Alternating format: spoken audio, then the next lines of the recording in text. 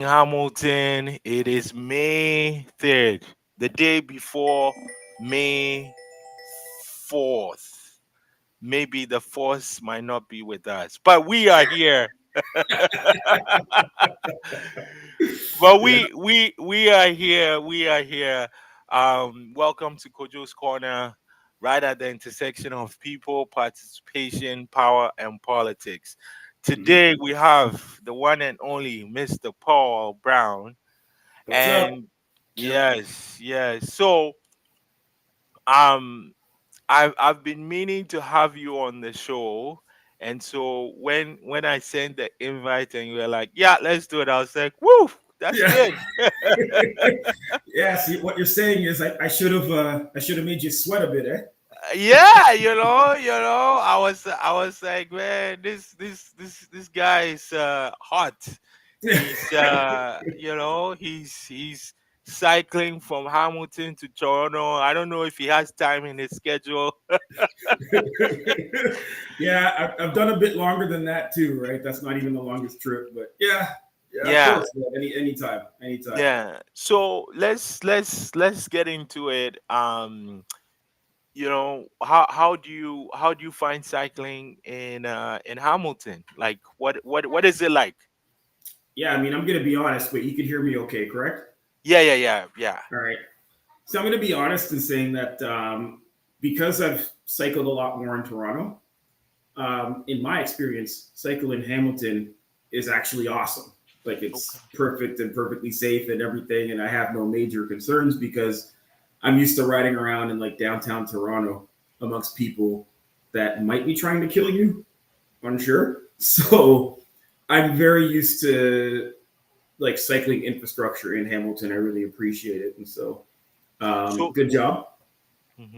so take us through, like, give us a comparison, right? Give us a comparison of where when you are cycling in Toronto, it feels like people are Yep. out to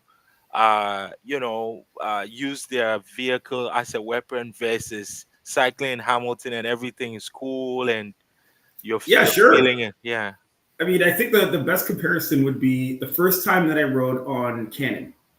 Okay. And the first time I got on Canon, I was like in love with the fact that it was a separated with a physical barrier cycle track. Hmm. And that's something that in the areas that I was riding in Toronto, you just didn't really see that much, right? And so I know Toronto has a couple of like divided cycle lanes, like for example, Bloor Street, Yonge Street, and those areas. Hmm. But a biodirectional cycle track, you don't really see. So Hmm. just being able to be separated from traffic in that way, and then with the dedicated lights and everything, that was just amazing to see.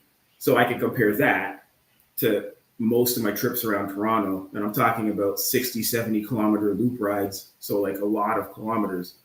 And in Toronto, you just don't really see that. Hmm. So it seems as though whatever attention has been put and pressured for the city to maybe create these, it's actually working because we are getting more of these here. Hmm. I'm not seeing the same kind of progress in Toronto.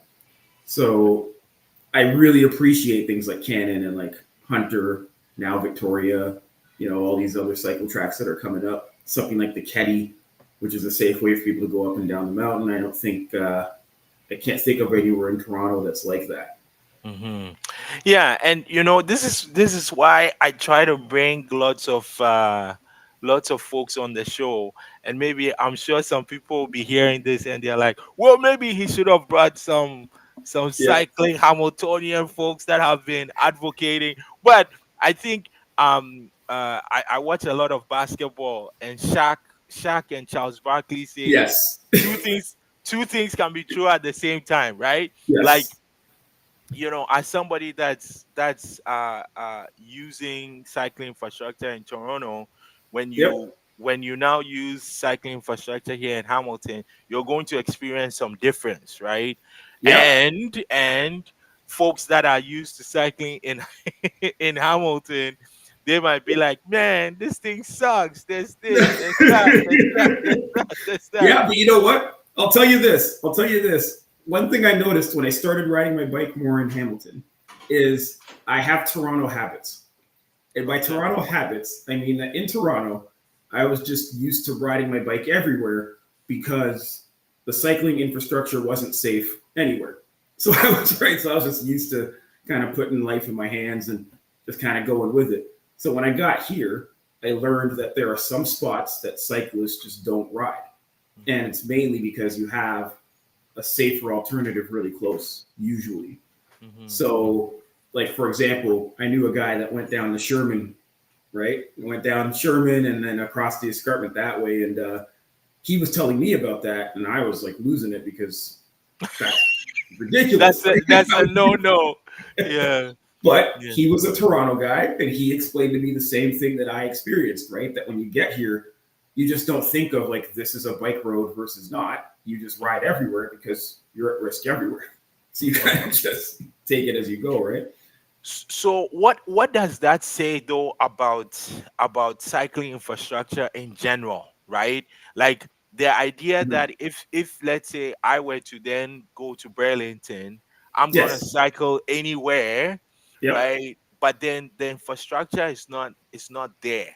I think about the Mhm. uh what is it, York Boulevard all the way into Mhm. Burlington, right? You Yep. see how now Burlington has kind of beefed up their Yes. the cycling intersection there Yes. and the actual, yeah. So what does that say about how important cycling infrastructure is to any city? Well, here's the thing, right? And I have to be a bit careful here because I'm someone that's like really comfortable on the bike and taking really long rides. And so a lot of what I'm going to say is going to be based on how I use the bike. Hmm. But generally speaking, you shouldn't really have to be worried about your life if you want to hop on your bike. So the greatest goal would be to be able to just go for a bike ride or ride to work or ride to the store without having to worry about whether or not the way you're taking is safe because it should just be safe. Hmm. That's the goal. So when it comes to cycle infrastructure, it'd be great if there was a lot more options for people just to get around on their bikes. We like things like separated bike lanes with a physical barrier, but in my opinion, um, we should take that as we can, right? Take as many of those as we can, but really any attention paid to making sure that the road is also safe for bikes would also be helpful. So that also includes the educational piece, right? Do drivers know what to do when they see a bike and how much attention is paid to that education?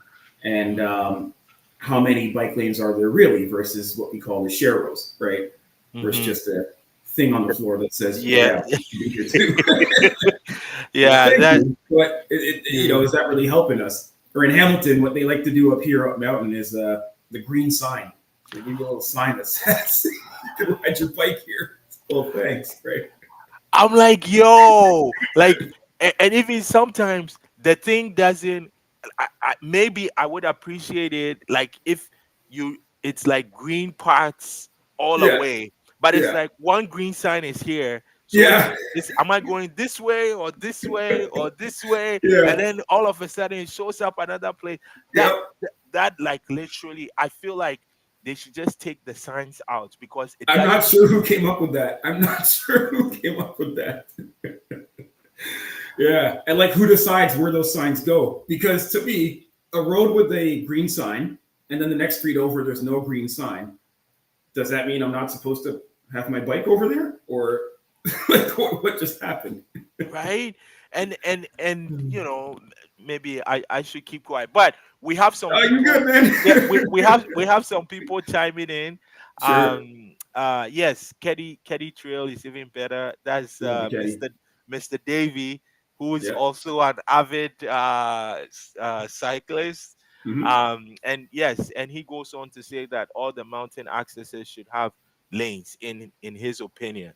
Yes. um yeah, so and I would be remiss too if I didn't say that, we got the Keddy because there was a fatal incident where I believe it was a former teacher was Hmm. hit and Hmm. died while they were riding. So it's unfortunate, but again it speaks to, like, if we like you're saying, if we invest in safe infrastructure and we also educate the drivers of what to do, Yep. then everybody can go on a bike and not feel like they might not come home, or they might get Sure. in a Yeah. serious injury. Oh Mhm. yes, and Mr. Davies, it's Plains Road. He got, Yes. yeah, Plains Road.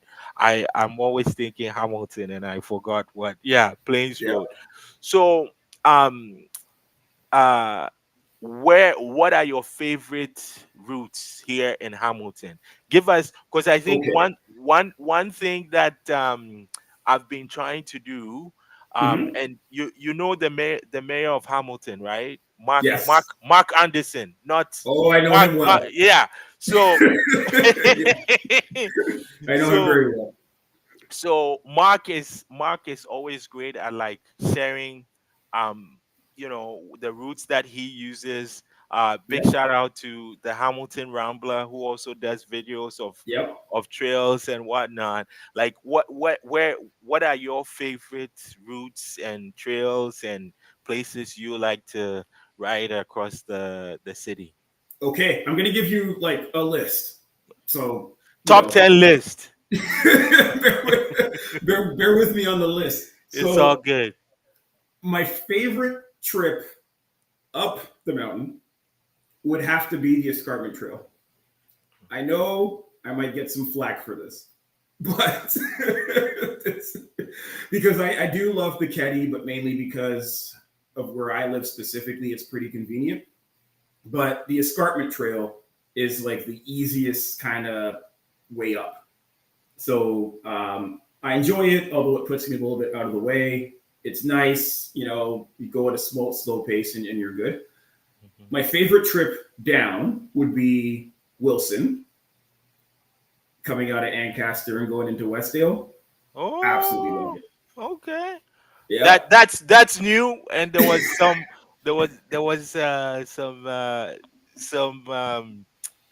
community noise when that started, but that's I've neither heard. here nor there. Yep, I've heard, but I'm a fan. I'm definitely a fan. It does get a little bit weird when you approach Tiffany Falls and you don't know if people in that parking lot know that you're there. But Hmm. yeah, that's a fun trip down for sure. It's nice and long. Take your time, right? Hmm. And in addition to those, I love Hunter, but that's because of my own personal convenience to a lot of things that I end up doing. Hunter with the divided cycle track, and then the road traffic isn't that bad. So I'm a fan of Hunter. And then my favorite loop would be around the bay, Okay. where Yeah. it includes Plains Road, Beach Boulevard, Hamilton Beach, and then coming back and through Cannon. That's my favorite loop, and I believe that's a 35 kilometer loop all around. Hmm. So yeah, it's a pretty nice trip. Hmm. Hmm. I see you do very long distances. What Correct. is? Give me. I see. You know. Yeah. Give me. How do you how do you endure these long distances? I'm not sure if anybody should take any nutrition advice from me, because personally, I only recently got used to the idea of eating mid bike ride. So up until really recently, I would only have like a couple granola bars and some trail mix, and that's what would power me through. Because I always had this fear of if you're mid long bike ride and then you all of a sudden have to use the bathroom. I hated that thought, right? So I just figured don't eat too much and you Yeah. won't need it. But Yeah. I do tend to drink a lot of water. So for me, it's a lot of hydration. Okay. So on a regular like 100-kilometer ride, I would usually go through maybe 6 liters of water, and I have the camel pack to carry it. So it's a Okay. lot of water. In every gas station, you're refilling, right? So Okay. that's mostly it. Okay. And like when you go on these long rides, Mhm. is it like you're going to visit someone, or is just leisure, or it's a little bit of both, or it's Mhm. exploring? Like what is it? Yeah, you know what? It's a mix of all of those. Primarily, it's leisure, and then as of late, it's been more like goal setting, right? So you start riding, and then you have it in your head that I want to do 100 kilometers today. So that's really it for the decision making to do it. I tend to do loops, so I ride out and come back.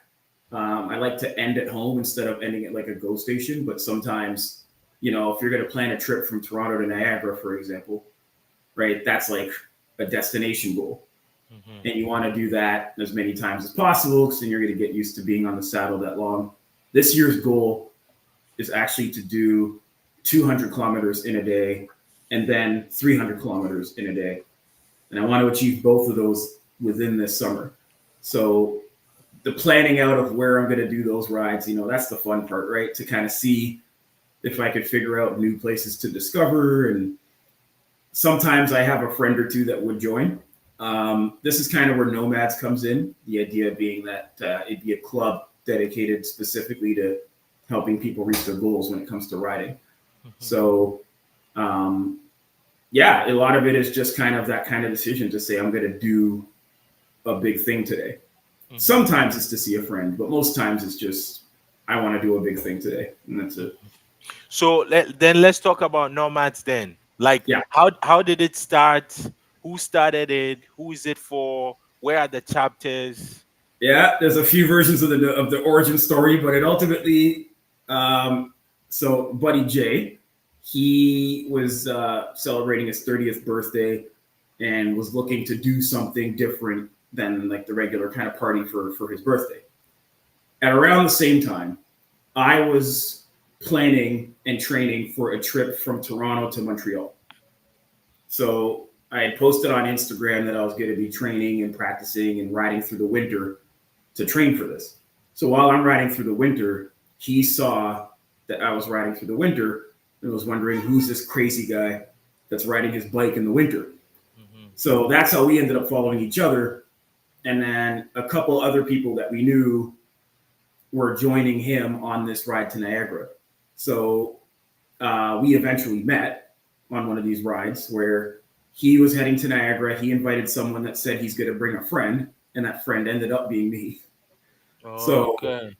um, after that ride, there was kind of this mutual understanding that it's cool to bring people together to do a goal thing. So we figured that, all right, we've done it. And there's other people on that ride in particular that have done it for the first time. So maybe we can like make this a thing where people set a goal to ride a long distance, but they don't have friends to do it with.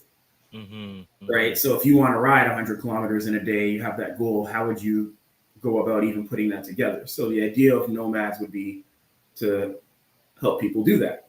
Hmm. And we would be doing it as a group anyway. So just join us and you'll nail that. And since then, there's been quite a few people that have done their goal rides and have now moved on to do like bigger, better things with cycling. And Hmm. so it's great to see. And we figured we'd keep that up. So when I make the move to Hamilton now, that's kind of where the idea of having a Hamilton specific chapter kind of started, right? Hmm. Hmm. So, So tell me a little bit more, because I did watch an episode where you were all of you were talking about like going on a ride and like not having to wait for people and just giving them the route and figuring things out. And how does that, yeah, like how does that work? so I mean, so the way this works best is if Yeah. it's a no drop ride and the map would go out to everybody, but obviously some people are stronger at following maps than others. And so within kind of the leadership of the Nomad group, we would decide who's going to be leading the ride versus who's going to be sweep. And all of us would have access to the map and we make sure that everybody's kind of going in the same direction. So a lot of the times we would determine like where we're heading to. Hmm. I would draw the map, and a lot of the times I would actually be doing a lot of the navigating because I'm used to the navigation part. Um, so that's when it works best. Hmm. Now, to do a group ride for 100 kilometers, with a mixed range of experience levels. Comes with challenges that I don't recommend. Basically, let us do it. Let us manage it, and you can come for the ride, but let us manage it because it's a different set of concerns Hmm. when you're doing that, right? Hmm. Hmm. And what has been the response, at least to the Hamilton folks that have joined the chapter and that have been on a ride? Yeah, I mean, I'm hoping people aren't just being nice to me, right? I mean, everybody's just Ah, telling me it's awesome, and like everybody's having a good time with it, and I've heard no actual like concerns or complaints. yeah. That's part of why this year the goal is to have a consistent schedule of Thursdays. So what I'd want to do is every Thursday after work have a shorter version of the Nomad ride, and by shorter I mean like 25K. So You're group you're days. you're you're saying 25K, like it's like, yeah, 25K. Some people are like five and they're like, ah. Yeah, but you know what? You know what the thing is? When I say that, right? I say 25K. Sometimes people get spooked, but Yeah, then they do it.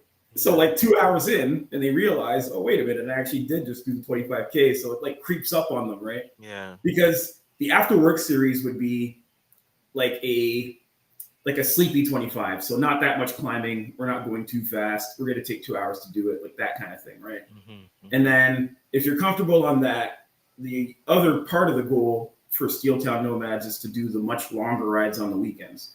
Okay. So if you're comfortable on the Thursdays, come with us on the Saturdays, and on Saturdays we would do the Hamilton to Niagara and back kind of things. And like that's where the fun is, right? Does Mark join you on these? On the Thursday rides so far, yeah, Mark has been a pretty consistent member of the ride group, and I appreciate him a lot. Okay. And that's the same as the slow ride, or they're different. This is different, yes. Okay. So this is where kind of what I'm doing. There's a couple of hats that I end up wearing. So Hmm. we've talked about the Nomads, but I'm also on the board for Cycle Hamilton, Hmm. and through Cycle Hamilton is where they're planning for the slow rides and all of the family friendly rides. That's where that kind of comes in more. Okay, let's finish with the 100K ones. We'll get to the slow ride.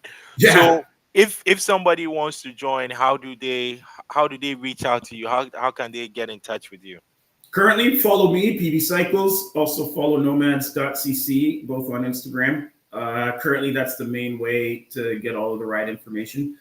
A lot of the times, we're going to be posting also on Eventbrite. Okay. So, preferably, once you find our Eventbrite, follow, because then all of the information will be there too.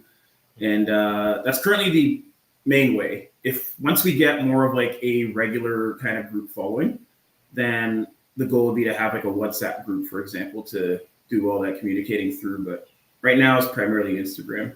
Hmm. And so there's a chapter in Hamilton, and then Mm-hmm. Toronto. Yes. How deep is the Toronto group?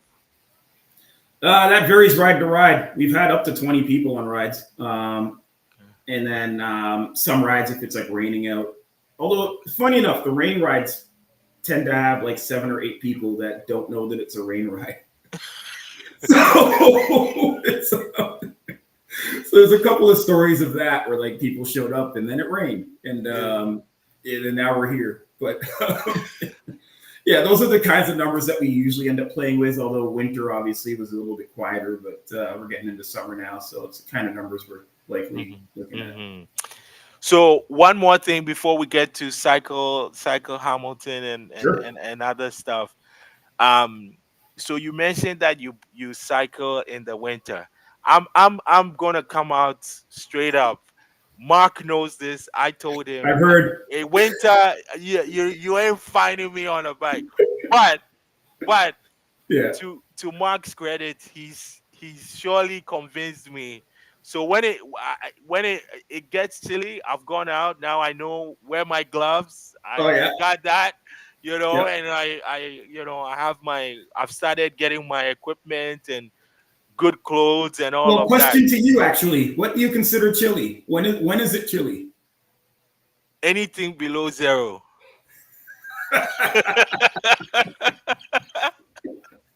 So anytime after October, you're like, nope. So if you notice, there's a running joke with Mark. If you Yeah. notice, last year we did a neon ride. I think Okay. I think it was, yeah, it was Halloween. So Yeah. after I was done, I was like, Mark, thank you very much. I see you. That's it. You had to know. Yeah, that's it. I will support. I will, yeah, but no, Oh, that's so good. So, but I've been no. It all serious. I've been doing it gradually. So Yeah. my question then is, like, Hmm. how do you prep to cycle in the winter, and what what equipment do you need to make sure that you're safe? Because when I've talked to some folks, some of my friends, they are like, Hmm. yo man, you're gonna wipe out. How are you on two wheels and you are Yeah. out here, so Hmm. what's your experience in terms of cycling in the winter? I'll say a couple things about winter cycling because I guess my experience with winter cycling is again a bit different because maybe I'm a bit more daring than I should be. But generally speaking, most of the roads are clear through most of the winter, right?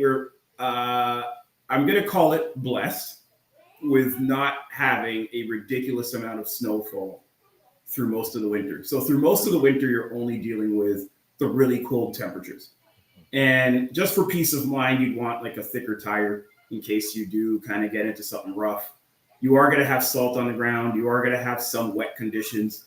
So you're going to be putting your bike through a lot. So the understanding that you might not want to bring your $4,000 bike out, that might not be the best move, right? That your bike's going to take some damage and your bike also is going to need to be cleaned regularly. Hmm. So if that's just a spray wash after every ride, or like just making sure that your chain's all lubed up and brush the salt off, you're going to want to do that. And then on your body, layers. You don't want to go too thick because you will warm up as you ride. So layers are your friend. Um, so up top, I personally have like a ski jacket and then a base layer, and that's pretty much it. And most of the winter riding, that's good Hmm. because you also don't want to be riding too fast, right? Because too fast means you're getting more breeze in your face. You can't breathe. Your eyes start to water.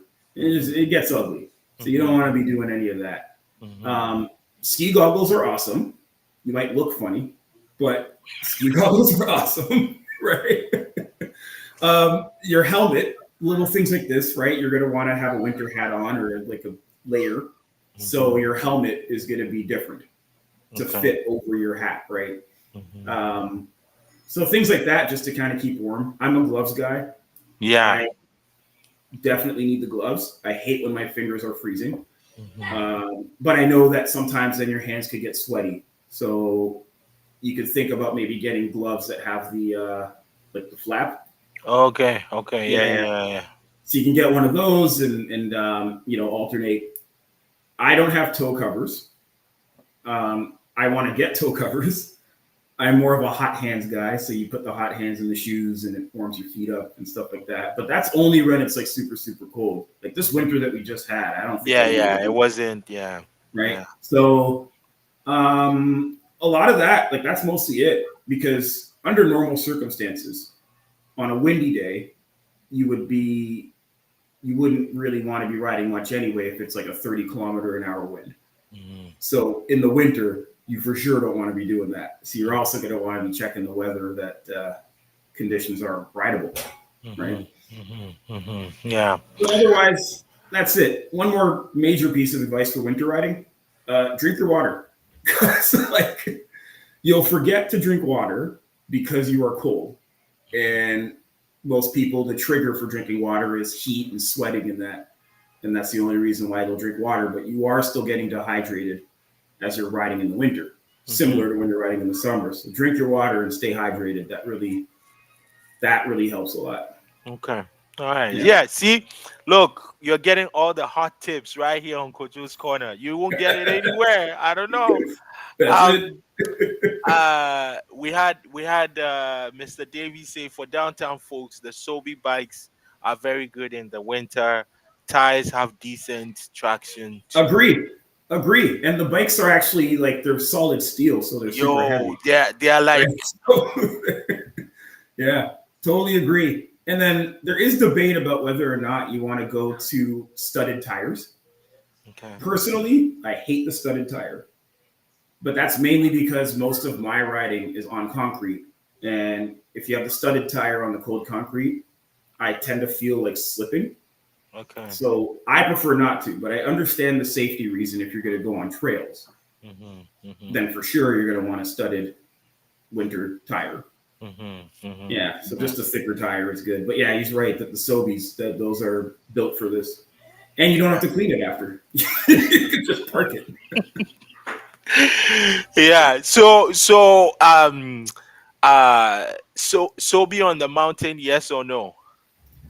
What exactly is your question? As in, like, Should it should should we it have should one? it should it yeah. Should we have it on the mountain? 100%. 100%. I think anything that gets people able to use a different mode of transportation other than the car, Hmm. I'm a fan of. Okay. Understand that like people will try to take Sobeys from up mountain, down mountain, and then leave the bikes down there. So this might change how the system runs, right? Because Yeah. I understand that completely. But yeah, Hmm. I'm a fan of Sobeys anywhere they can put them. Hmm. The system works. Where on the mountain do you think would be like some of the best places for the hubs? Ah, you made me think, eh? Yeah, Um, well, hey, man, you're the you're PB Cycles. yeah, I understand. Yep. Okay. Okay. So the schools for sure, Mohawk and that, and then because kids going in and out of there, and they obviously live like in the surrounding area, so that would be nice. Hmm. I personally would benefit from Sobeys being in that area too, and then Lime Ridge, people doing any shopping out of Lime Ridge. There's a pretty good bike lane kind of system across Stone Church. Yeah. So encouraging more Sobe use on say Stone Church to get across Stone Church would be also helpful because Hmm. the lane is already there. Um, I'm not sure who said it, but somebody had mentioned a bike lane on Rymel. I have no idea what they're talking about. I don't see one, but Yeah. So on Rimo, I think they are all. It depends. it's it's all broken up. So there's yeah, between Garth and Upper Paradise. okay, It's not that long. 1 kilometer, got it. Yeah, it's not that long. So I think yeah, there's just that little chunk there. I think there might be a chunk in when you are heading to Stony Creek, Hmm. maybe. So maybe that's what because I know like by the mosque Yep. where the spectator is when you're heading to Yes. Stony Creek, yeah, they have some bike lanes Yeah, there. out there they've added it. Yeah, out by Yeah, Albion Falls and that. Yeah. yeah. So So I would love to see, but I guess okay, to kind of extend on that question of like where to put the Sobeys, it'd be awesome if the cycling infrastructure up mountain was like better. Because right now, if you were to drop Sobeys in the areas that I mentioned, can they safely use them? Would be a reasonable question. And I think the cycling infrastructure would have to come first. hmm. Yeah, I mean, I think in like I think Mohawk definitely makes sense because you have the Keddy right there, and apparently they are going to extend it to Governors Correct. Boulevard. So Yes. if it's at Mohawk, you're there's the connection. Yeah, because I that was one of the areas that I thought was super weird. That the Keddy, it's this good, amazing kind of right of way. You get to the top, you've already done all this climbing, you feel good about yourself, and then you make that left yeah, and sidewalk. sorry. Just, nope, that's it. That's it. You've had enough for the day. Exactly. Like Yeah. that's a tough one for me, right? So I was really happy to see that on the map of like what's to come, because it totally makes sense to just extend that. Yeah, yeah. Yeah, So I think Mohawk makes sense. I also think somewhere on concession, with all the concession. businesses there, and schools and whatnot, that might be Yeah. interesting. Hmm. But again, the infrastructure, right? So that's always a question. But hopefully, we'll see some movement and we'll see what happens. Well, Um, yeah, yeah, yeah. we had Mr. Davy talk about the new e-bike. So I have a question. I don't know if it's going to cause controversy or not. Hey, let's go. What's your take on e-bikes? Ah, okay. I Because you understand. you know you know why I'm asking. Yeah. I've seen you bike, and I'm like, yo man, how does this guy use this bike and he's going like 100 kilometers, 80? I'm like, yo, that's hardcore. Yeah. I mean, I understand the question, and e-bikes. So I completely understand them. I completely support them. Hmm. I understand it as like a nice alternative to the car, Hmm. while also not exerting when you don't necessarily need to, or if you're not able to. So it would be awesome if I had an e-bike for grocery shopping, Yeah. like that kind of thing, right? Hmm. And I also understand that if I had any mobility issues, but I wanted to be on a bike instead of in a car, Yeah. the e direction would be the best direction. Hmm. Um, so yes, I understand them. Would I personally ride it regularly? For what I'm trying to get out of cycling, it wouldn't make as much sense, Hmm. because for me, a major part of the goal is the physical kind of rewards from it. And Yeah. so I am out there kind of working out. And although I'm Hmm. smiling and taking pictures and all that and listening to music and stuff, I'm working out. Yeah. So for Yeah. me, the pedaling up the mountain is what makes sense. But if I am also just using it to just commute, or just to pick up things, Hmm. or that kind of trip, I understand it completely. Hmm. I would probably be talking differently if they were more affordable. Yeah. So yeah, I'm glad you mentioned that. Like, where's the balance? Because I've seen Mhm. some that are like 2K. I mean, even 1,500 is like, yo, 1,500. So bit much, right? Hey. It's a bit. That's quite a bit. Yep, quite Yeah. a bit. So, and excuse me for not really knowing this answer, but I know that in Toronto they've introduced some e-bikes to the bike share system. I don't believe that's a thing here in Hamilton. Man, you're gonna get us in trouble. Uh, you know, Mr. Davy talked about e-bike. So I think they were supposed to. There was a plan to introduce e-bikes to the Sobi. Um, Hmm. I forget if it was passed or if it's happening, but when it went to council, there was discussion about this is very expensive, right? And Hmm. how we're going to maintain it and all of Yep. that, and and it just became one of those conversations that we always have about cycling. We don't Yep. see people cycling in the bike lane. When I Yep. drive, I only see one Yep. person. Yep. Nobody's using it. Anyways, I don't want to get Well, I know, because I know what you're saying, because I also caught wind of the conversation happening now with Toronto Bike Share, where apparently, and I'm probably going to get this a bit wrong, so excuse me, but basically, there's a certain amount of money that Bike Share makes, and Bike Share has to give a certain amount of money to the city of Toronto.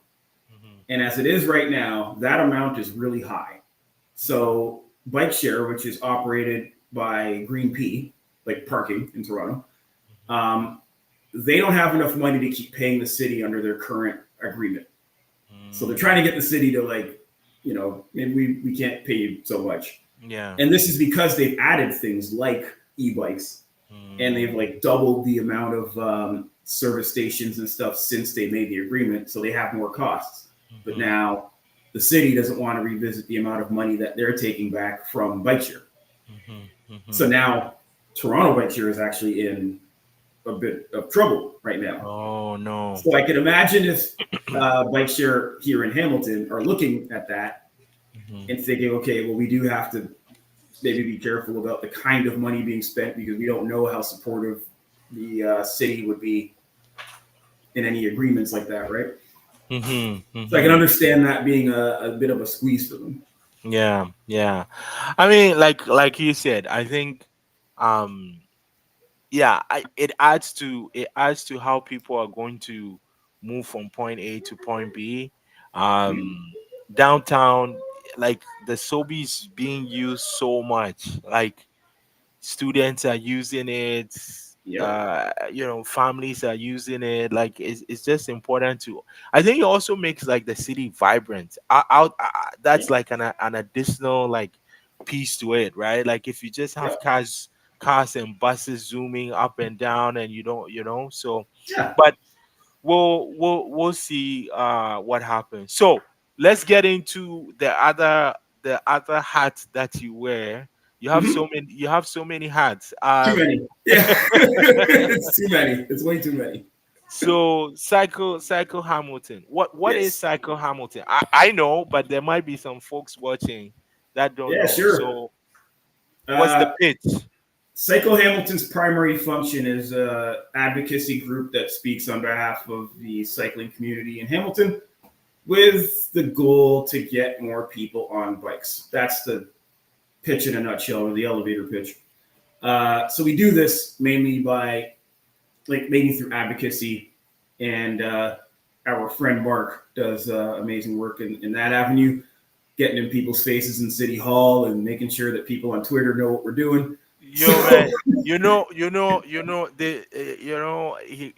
know how much money he could make by just ticketing people in right, right, and we have lawyer friends, right? So we can help them out. But yeah, so hey, that's not a bad idea. Maybe I'll bring that up at the next board meeting. yeah. What kind of levy to charge people parking in bike lanes? Because this guy, he's on it. He is Yeah. on it, and Yeah. it's doing great work on the advocacy front. And then I think as of late, although I've heard that in the past, there was also a focus on engaging the cycling community. So it's one thing to kind of speak on behalf of people, but it's also good to tell the people that you're speaking on behalf of what you're doing. And one of the best avenues would be to have like events and group rides and stuff like that, just kind of reminding people that we're here and what we can do for you, and just kind of building that community as a whole. Because my understanding is what helps the advocacy side is if we're actually representing a certain portion of the population. So it's easy to say, I'm speaking on behalf of thousands of cyclists Mhm. when we're also engaging the thousands of cyclists. Mhm. So, Mhm. yeah, Yeah. oh, there he is. So, yeah. So don't, no more talking. That's it. We're Yeah. not. Yeah, everything I said about Mark, I take back. Yeah, yeah. Uh, But yeah, that's mainly what Cycle Hamilton is doing, and then personal goals, because I recently come on as co-chair, and so Congratulations. thank you. And so one of the things I'd want to make sure that we get done before I leave would be to have a firmer understanding of what membership in Cycle Hamilton actually means. That's for businesses and for people individually. So if it could be a cool system where people are like proud to be Cycle Hamilton members, Mhm. businesses and people, and they can speak and tell others to join and all of that jazz. I mean, that'd be the best case scenario. So we're just working through that part now.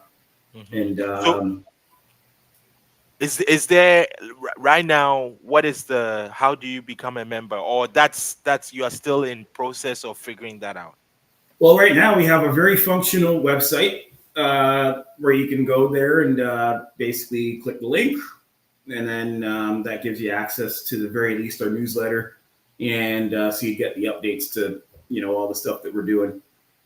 We also have an Instagram to follow, so following us on Instagram would get you the same kind of information. And I think as the board works through specifically this summer, we're actually going to answer that question more firmly of like what exactly that membership gets you. But for now, you have the website, you can go there, click it, and sign up right now. Just join the cause.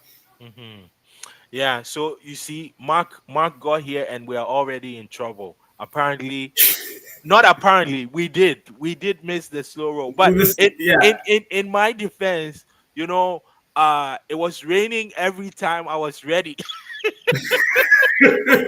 So I believe he's speaking specifically about a slow roll that was at 4 o'clock when our appointment was for 5. So I think we're both in the clear on this one. I Yeah, think yeah. we're Uh, yeah. So we have about 12 minutes or so.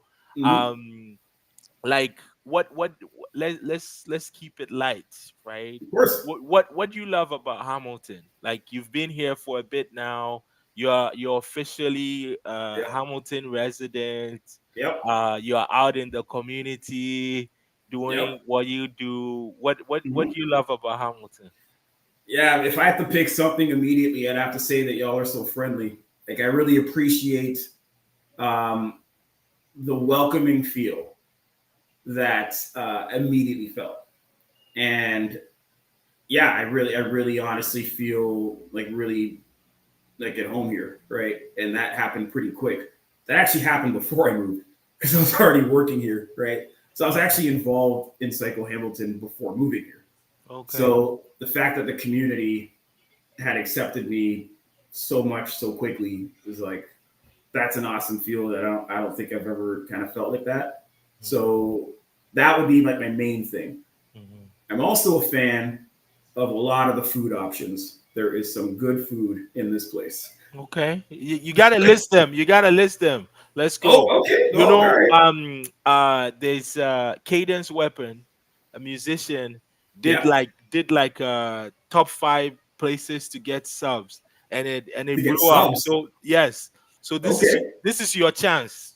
Well, You okay. So you're gonna okay. It won't be a list. It'll maybe be like a category thing I can give you. okay? So Let's we're go. gonna talk about subs. I am a fan of Mike's subs.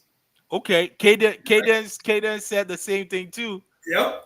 Mike's is a good place because there was one time I had a volleyball game and I was looking for a Subway and couldn't really find a Subway, but found a Mike's sub because up mountain, I guess there was a couple more of them up here.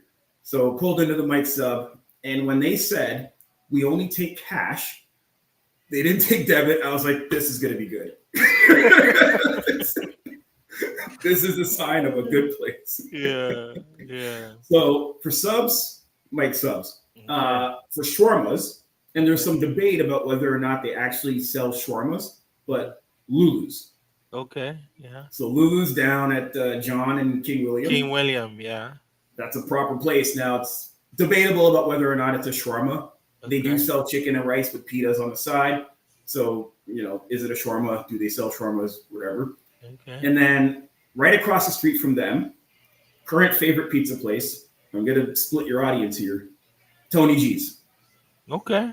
All right. I Okay. know there's some cowabunga people in your audience. Aye, aye, So, yeah. yeah, So let me just yeah. say there's Tony G's Pizza right now in the kitchen. Like it's here. Okay. All right. All right. So Tony G's, that's the spot. Yeah. Favorite burger? Mm-hmm.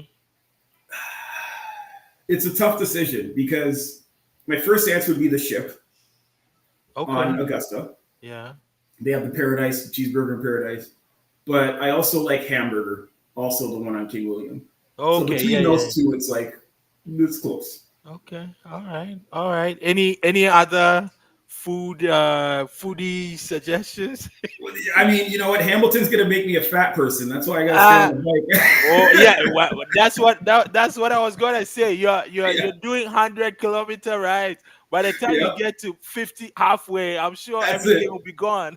Exactly.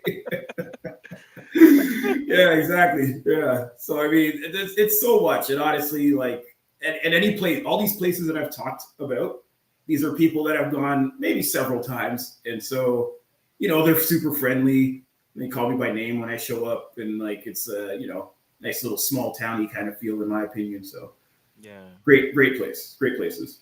Yeah. We got Mark saying Sana Grill. Haven't been. You haven't? I haven't. Okay. We're So gonna fix there's this. there's one there's one, like by Lime Ridge. Because I'm trying to get one that's closer to you. By Lime Ridge, Yeah.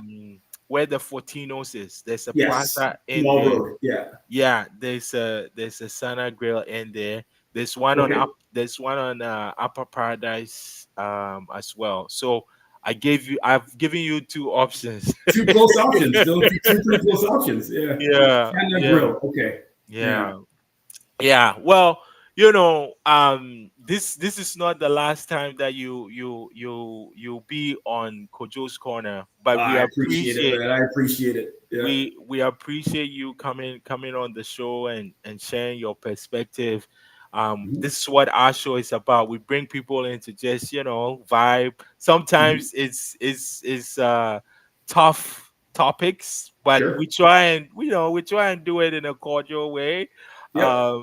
Things are always messy sometimes, but Hmm. we keep it classy. Yep. So yes, thank you very much. And again, for everyone that's watching, I know that there have been people that have been tuning in. When we started around 5:15 and whatnot, we had about 60 or so people tuned in. Hmm. Now we have about 83 and whatnot. So there are a couple of things you have to follow. PB Cycles, and Please. then Nomad Cycles. What's the handle again? Nomad CC. Nomad CC, and then Yes. Cycle Hamilton. Are Yep. there any events Cycle Hamilton is doing that we should all know about before we get in trouble with Mark? Well, so Psycho Hamilton is going to be involved in several current community events like Open Streets, which is coming up. There's going to be two of those weekends. Bike for Mike, Psycho Hamilton is also going to be kind of involved with that too. So for now, we don't have any Psycho Hamilton specific things except for Bike Day. Mhm. So stay tuned June, on. Sorry. June 6th. Yes, the third. Yeah, the Thursday. Yeah, yeah. Okay. So that's something that we're going to want all of you guys to come out to if you can. And yeah, we're going to be helping out there too. Okay, perfect. So thank you all for tuning in. I do have a community event that's happening that I have to read, and it's very, very important. So I'm going to read it out. For those of you that are watching, it will be great Mhm. if you can make it to this community event. So this is a walk to remember, community organized walk for missing and murdered indigenous people. It's happening this Sunday, May 5th. Start time is at 2 p.m. and it's from Gore Park. So the meeting point is Gore Park, and everyone is going to walk to Pier 4 Park. So please join the march to bring awareness to the Red Dress Day and to honor and remember those that have been stolen. We will, if you follow us on Instagram or Twitter, we'll put this up so that you can attend. Mhm. If you can't attend, the Hamilton Library has an exhibit, a red dress exhibit at Central Library, so you can check that out and support other indigenous led and indigenous organizations doing the important work here in Hamilton and um, across these lands. So please do that. Again, May 5th, start time 2 p.m.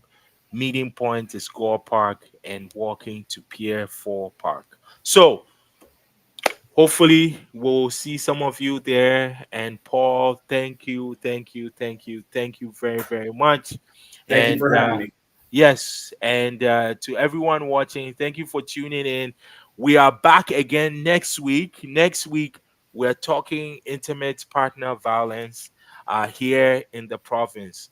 There's a current legislation that is being discussed around intimate partner violence. So we're going to bring in some experts to talk about it, what it looks like, and then the following week we're trying to plan to have some young people talk about some of the things they're dealing with in schools. So stay tuned. So we'll see you next week, Friday, same time, same place. Again, subscribe on YouTube. You can follow us on Instagram and Twitter. Thank you very much. Have a good night. Have a good weekend. And PB Cycles, thank you very much. Follow Great PB to see you. Cycles Great Instagram. to see you, man. Great to see you. Thanks for having me. All right. Peace, everyone.